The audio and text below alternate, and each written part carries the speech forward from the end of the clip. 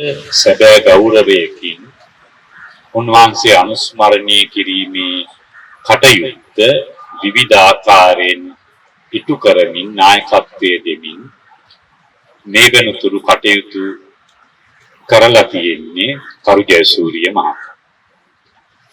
හුඟා උදවියට අද සෝභිත හාමුදුරුවන්ගේ කාර්යභාරය අමතක වෙලා තියෙනවා. ඒක සමහර වෙලාවට අපේ සමාජයේ සංස්කෘතියේ හැටිද දන්නේ නැහැ.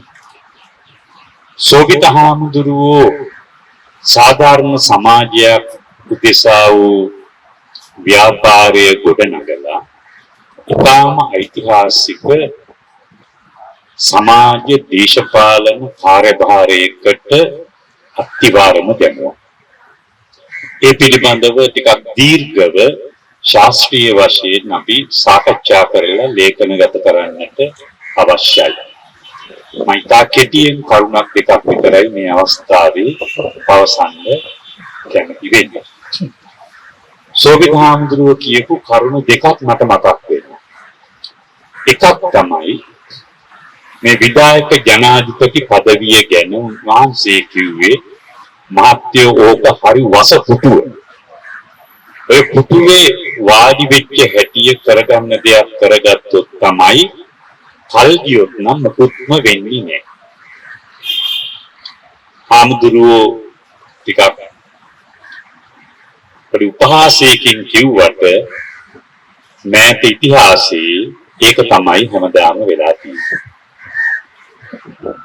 රාජ්‍ය බලය ලබා ගැනීමට මේ විධායක ජනාධිපති පදවිය අහෝසි කරනවා කියන ප්‍රතිඥාව හැම කෙනෙක්ම දෙනවා. හැබැයි ඒ වෙනුවෙන් අවංක අධ්‍යාශයකින් කැප වෙන්නේ නැහැ. මේක බරපතල කාරණාවක්. අනිත් එක තමයි සෝභිත හාමුදුරුවෝ ටිකක් ආවේගයෙන් කියපු තමයි මහහෙණය පරදෝමු කිය. උන්වහන්සේ අවසා සිටියේ මේ බලය එක පුද්ගලයෙක් කේන්ද්‍රගත වීම කියන එක නිසා සමාජ සාධාරණත්වයේ ඉටු වෙන්නේ නැහැ. නීතියේ ආධිපත්‍ය බිඳ වැටෙනවා. සම්පත් සමසේ බෙදා හැරීමක් සිද්ධ වෙන්නේ නැහැ. මේ පිළිබඳ සෑහෙන අවබෝධයකින් උන්වහන්සේ කතා කළා. එක්තරා අවස්ථාවක අත වශයෙන්ම යහපාලන ආණ්ඩුව බිහි වුණු අවස්ථාවේ ඒ ප්‍රධාන නායකයෝ දෙපළ කැඳවල බණ්ඩාරනායක සම්මන්ත්‍රණ ශාලාවේදී දසවැදෑරුම් යෝජනාවලිය උන්වහන්සේ ඉදිරිපත් කළා.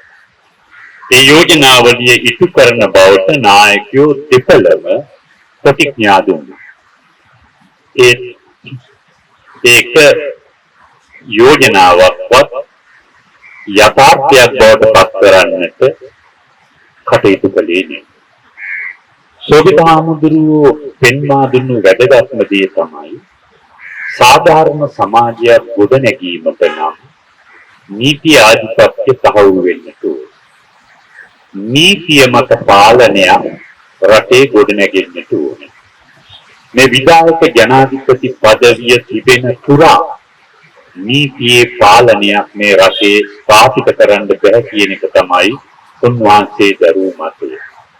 ඒ මතයේ නිවැරදි බව අද අපිට ඕනෑවට වඩා සනාථ වෙලා තියෙනවා.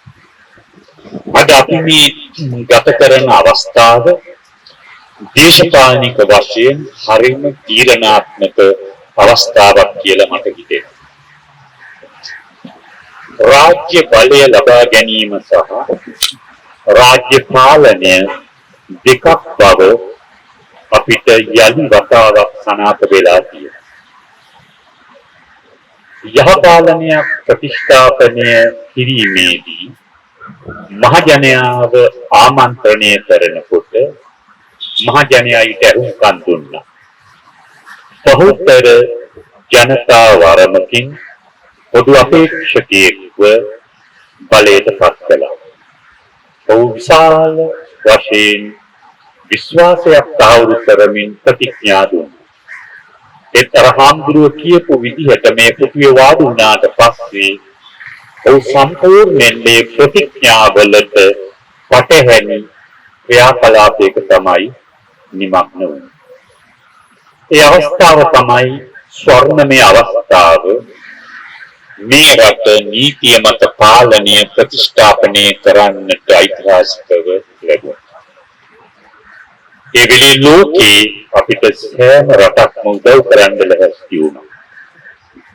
ජාතික සමගිය වෙනුවෙන් අවශ්‍ය පියවර ගන්නට, දේශපාලන ප්‍රතිසංස්කරණය කරන්නට මේ රටේ දැනුගත් ප්‍රජාව සාල කැපවීමක් කළා. අලුත් ආණ්ඩු ක්‍රම ව්‍යවස්ථාවක් නිර්මාණය කරන්නට රට පුරා ගිහිල්ලා මහ ජනතාවගේ අදහස් අරගෙන විශාල වාර්තාවක් පිළියෙල කළා. ඒ වසේරම කාලයේ වැලිතලාවට යට වෙලා ගියා. මම අවංකවම විශ්වාස කරනවා 2015 දී සෝභිත හාමුදුරුවෝ කල්පනා කළ විදිහට, අපේක්ෂා කළ විදිහට කරු ජයසූරිය මැතිතුමාව පොදු අපේක්ෂකයා බවට පත් කරගන්නට පුළුවන්කම ලැබුණා නම් මේ රටේ තත්ත්වය විශාල පරිවර්තනයකට පත් වෙනවා. එතුමාට බලය කියන සාධකය පැවැත්මට අවශ්‍ය උනේ නැති චරිතයක් හැටියට අපි හඳුනාගෙන තියෙනවා. ඒ අවස්ථාව අපිට ගිලි වුණා. ඒ වැරදීම තමයි මේ සමාජය මේ තත්ත්වයට පත් වෙන්නට බලපෑවේ. වර්තමාන ජනාධිපතිතුමා ජනාධිපතිවරණයේදී තාම ප්‍රබලව ප්‍රතිඥා දුන්නා විධායක ජනාධිපති ක්‍රමය අහෝසි කරන බව. එතුමා ඒ වෙනුවෙන් ඉතාම වැදගත් විදියට කරුණු කාරණා පැහැදිලි කළා. මේ දේවල් ඉතිහාසයේ සටහන් වෙලා තියෙනවා. විද්‍යුත් අවකාශයේ මේ සේරම දේවල් කියනවා. ඔය ජනාධිපති වරයා හැටියට දියුරුම් දීලා ඉතාම පැහැදිලිව ප්‍රතිඥාවක් දුන්නා විධායක ජනාධිපති ක්‍රමය අහෝසි කරන බවට, අලුත් ආණ්ඩු ක්‍රම ව්‍යවස්ථාවක් සම්පාදනය කරලා අනුමත කරන බවට. පාර්ලිමේන්තු මැතිවරණයෙන් 3/2 බලයක් ලැබුණා.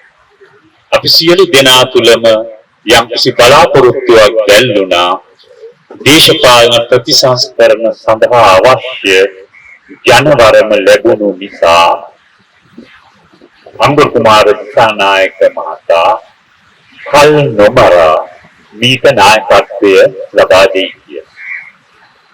ඔහු ඒ වෙනුවෙන් ප්‍රතිඥා ලබා දුන්නා. දැන් අද අපට පෙනෙනවා මේ ප්‍රතිඥා ක්‍රමයෙන් අවතර ගැන්වීගෙන යනවා. මේක එක්තරා ආකාරයකට හරිම ශෝචනීය තත්ත්වයක්. ජනාධිපතිවරු කිහිප දෙනෙක් පත් වුණා මේ විධායක ජනාධිපති ක්‍රමය අහෝසි කළ යුතුයි කියලා. ඒ සියලු දෙනා අතින්ම ඒ ප්‍රතිඥාව ඉටුුනේ නැහැ. මේක තමයි ඇත්ත වශයෙන්ම සෝභිත හාමුදුරුව මේ මහහෙණිය හැටියට මේක හඳුන්වන්නට හේතුව. අද අපි දන්නවා සමාජ සාධාරණත්වයේ උදෙසා නීති ආධිපත්‍ය කොතරම් වැදගත් කියන එක. රටක අපරාධ සිද්ධ වුණා. ඒ හැම අපරාධයකටම වගකිව යුතු පුද්ගලයෙක් ඉන්නවා. හැබැයි කවදාවත් මේ මෑත ඉතිහාසයේ තුල එහෙම පුද්ගලයෙක්ව අනාවරණය වුණේ නැහැ. දේශපාලන අපරාධ සම්බන්ධව. පාස්කු ප්‍රහාරයේ කියන එක රාජ්‍ය බලය ලබා ගැනීමට හේතු සාධක වුණා. ඇත්ත වශයෙන්ම ඒ කතෝලික ප්‍රජාවට පැහැදිලි ප්‍රතිඥාවක් ලබා දීලා තියෙනවා මේ අපරාධය කරපු අයට දඬුවම් කරන බව. මේක ඇත්ත හෙළි කරන බව. ඒකත් විධායක ජනාධිපති ක්‍රමය අහෝසි කරනවායි කියන ප්‍රතිඥාව විදිහටම කාලේ වැඩි කලාවක යට වෙලා යන බවක් තමයි වෙන්නේ. ඒ අද අපිට ඵලය ලබා ගැනීම සහ රාජ්‍ය පාලනය තුළ බරපතල අන්තරයක් තියෙනවා. මේ අන්තරය පියවා ගන්නේ කොහොමද? ඒකට අවශ්‍ය මානව සම්පත, දේශපාලන නායකත්වය මොන ආකාරයකද අවශ්‍ය වන්නේ ඒක ඉවහල් කරගන්න. මේ සම්බන්ධව අද අපිට මම විශ්වාස කරනවා මධ්‍යස්ථ කතිකාවක් ගොඩනගන්නට අවශ්‍යතාවක් ඇති වෙලා තියෙනවා. ඒ කතිකාව අපි ගොඩනගන්නට ඕනේ පුද්ගලික අභිමතාර්ථයකින්වත් පවතින රජයට අභියෝග කරන්නටවත් නෙමෙයි. සෝභිත හාමුදුරුවෝ තමන්ගේ මුළු ජීවිත කාලය තුළම බලාපොරොත්තු වෙච්ච සාධාරණ සමාජයක් ගොඩනැගීමට අවශ්‍ය දේශපාලන ප්‍රතිසංස්කරණ වෙනුවෙන් අකණ්ඩව මැදිහත් වීමක් හැටියටයි. ඒ නිසා මම මේ අවස්ථාවේ මීට වඩා කතා කරන්නේ නැහැ. අපි සියලු දෙනාටම මේ රටේ සියලු පුරවැසියන් වෙනුවෙන් නීතියේ පාලනය ස්ථාපිත කර ගැනීමේ වගකීමක් තියෙනවා. අපි ශක්ති ප්‍රමාණයෙන් මේ වගකීමට දායක විය යුතුයි කියලා මම මේ අවස්ථාවේ යෝජනා කරනවා. සෝභිත හාමුදුරුවන් අනුස්මරණය කරමින් පමණක් අපට සෑහීමකටපත් වෙන්නට පුළුවන්ද? උන්වහන්සේ ප්‍රාර්ථනා කළ සාධාරණ සමාජයේ වෙනුවෙන් අපි ශක්ති ප්‍රමාණයෙන් ඉදිරියට කටයුතු කළ යුතු නොවේද කියලායි මම අසා සිටිනවා.